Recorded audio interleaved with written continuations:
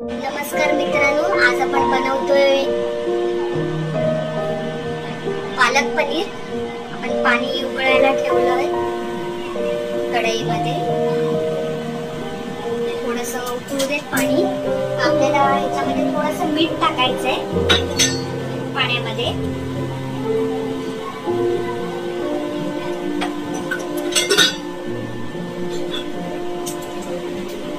साखर टाकायची आहे,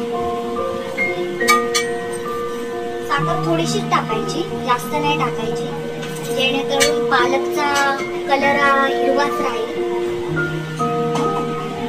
असं पाणी उकळू दे। आणि बऱ्यापैकी उकळलेलं आहे आता। आपण आता याच्यामध्ये स्वच्छ धुतलेला पालक टाकूया, जेणेकरून स्वच्छ धुवून घ्यायचा, जेणेकरून याच्यामध्ये जी माती वगैरे असते ती निघून जाते आणि खाताना पण आपल्याला काय चरचरीत वगैरे लागत नाही ती। तर आपण हे सगळं पालक याच्यामध्ये टाकूया उकळलेल्या पाण्यामध्ये। आपण मगाशी जेव्हा पालक उकळायच्या अगोदर जे पाणी ठेवलं होतं त्याच्यामध्ये आपण मीठ आणि साखर टाकलेली, जेणेकरून पालकचा कलर हिरवा राहील, म्हणून थोडीशी साखर टाकायची, जास्त नाही टाकायची। आता स्वच्छ धुतलेला पालक आपण याच्यामध्ये टाकलेला आहे। प्रकारे आपण सगळा पालक याच्यामध्ये टाकून घेऊया आणि शिजायला ठेवूया।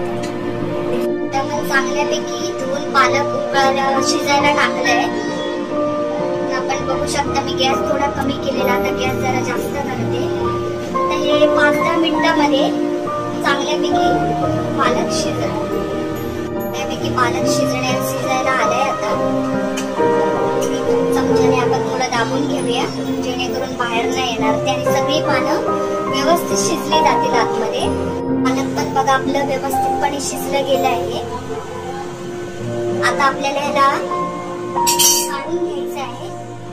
आपण थंड पाण्याची बॉटल दुसऱ्या कढईमध्ये ओतूया आणि शिजलेलं सगळं पालक आपण याच्यामध्ये टाकूया। गॅस बंद करूया। पालक पण आपलं व्यवस्थित शिजलं गेलंय। सगळं गरम पाणी काढून घेतलंय। लक्ष द्या मित्रांनो, पाणी काढून टाकताना पाणी गरम असतं, जेणेकरून हाताला चटका नाही लागला पाहिजे, हातावर ओतलं नाही पाहिजे, याची पण तुम्ही काळजी घ्या। आता आपण हा उकळलेला पालक थंड पाण्यामध्ये टाकूया, थोडा थंड होऊ दे, जेणेकरून नंतर आपण तो मिक्सरला लावूया। मिक्सर मध्ये प्युरी करूया आपण। हे बघा 2 जुळे पालक घेतलेला आपण। आता ते व्यवस्थितरित्या आपण थंड पाण्यात उकळून टाकलंय। आता ते थंड झालंय, तोपर्यंत आपण बाकीची तयारी करूया। आता आपण हे 2 मीडियम आकाराचे कांदे घेतले, आपण ते आता छोट्या स्लाइस मध्ये कट करूया। मित्रांनो, नेहमी कांदा हा बारीकच कापायचा, जेणेकरून खाताना असं जास्त मोठा नाही वाटला।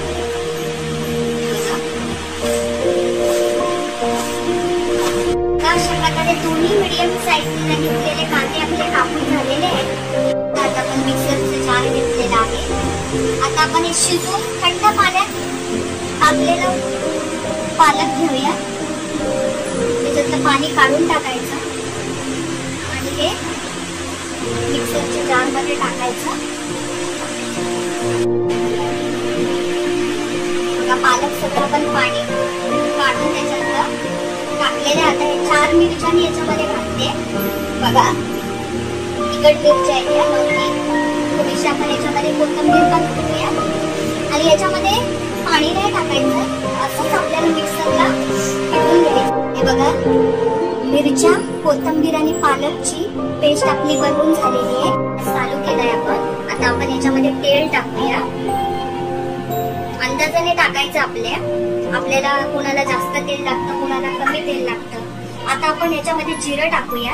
बऱ्यापैकी तेल आपलं गरम झालंय, बघू शकता तुम्ही।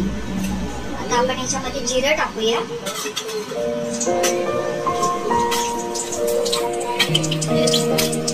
आपल्याला जिरं पण व्यवस्थित तडतडले आता तेलामध्ये।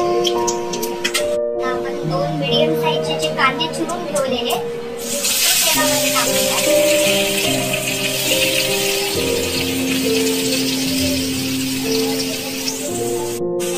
कांदा तेलामध्ये लाल होईपर्यंत आपल्याला परतवायचा आहे तेलामध्ये कांदा. आपण थोडस अद्रक लसूणची पेस्ट टाकूया याच्यामध्ये.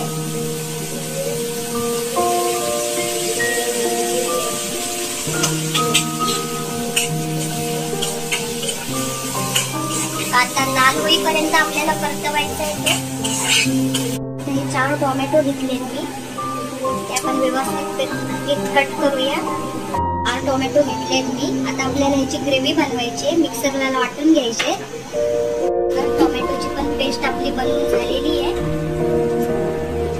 पालकची पण झालेली आहे. कांदा पण बऱ्यापैकी लाल होत आलाय आता, पण थोडासा लाल होते.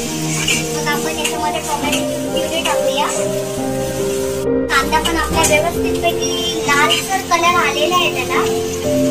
आता आपण ह्याच्यामध्ये मिक्सरला वाटून घेतलेला 4 टोमॅटोची ग्रेव्ही टाकूया. आपण ते टोमॅटोची ग्रेव्ही टाकलेली आहे. आता थोडंसं आपण ह्याच्यामध्ये मीठ टाकूया, जेणेकरून ही ग्रेव्ही व्यवस्थित शिजली जाईल.